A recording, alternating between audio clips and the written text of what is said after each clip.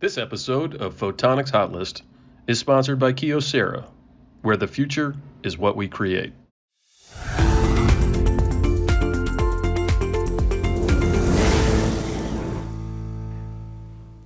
Hi, I'm Justine Murphy, Senior Editor of Laser Focus World. Let's take a look at what's happening in the exciting world of photonics. It's tough to know what's really going on along the ocean floor and the Earth below it, because despite advances in sensing capabilities, so much of it is still hard to monitor. But using existing optical fiber technology in a new way could help.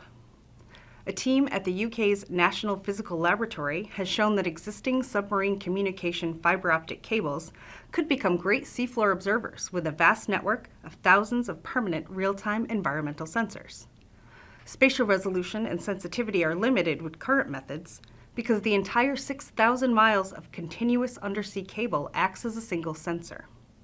The new approach parts it into individual spans of about 3,600 miles of the transatlantic cable between repeater-to-repeater span lengths of about 27 to 55 miles.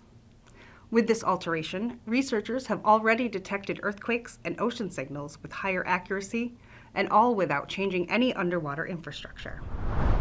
Microfluidic devices are vital to things like diagnostic testing and drug development. But producing those types of devices has not been easy, or cheap.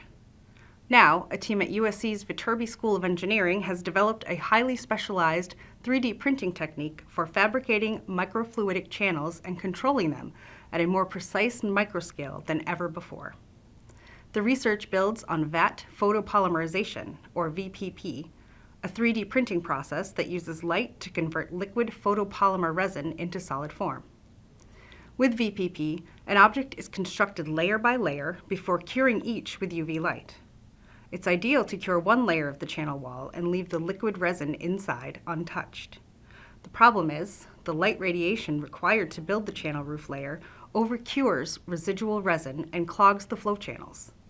This new method, called in situ transfer VPP, prints that most critical roof layer separately using an additional build platform that moves between the light source and the printed object. This blocks the light and prevents overcuring.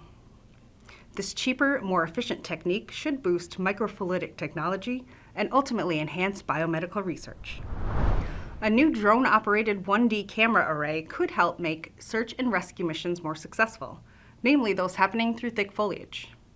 Developed by researchers from Johannes Kepler University Linz in Austria and the University of Applied Sciences Upper Austria, the new array system can better detect and track moving objects in dense forest as it works in conjunction with airborne optical sectioning, an imaging technique using manned or unmanned aircraft to sample images within large areas.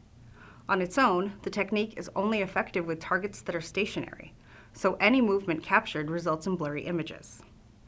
Pairing the lightweight drone-operated 1D array with airborne optical sectioning overcomes that challenge, with real-time computational performance that provides high spatial resolution images. And that's your Photonics Hot List. For more information, visit laserfocusworld.com.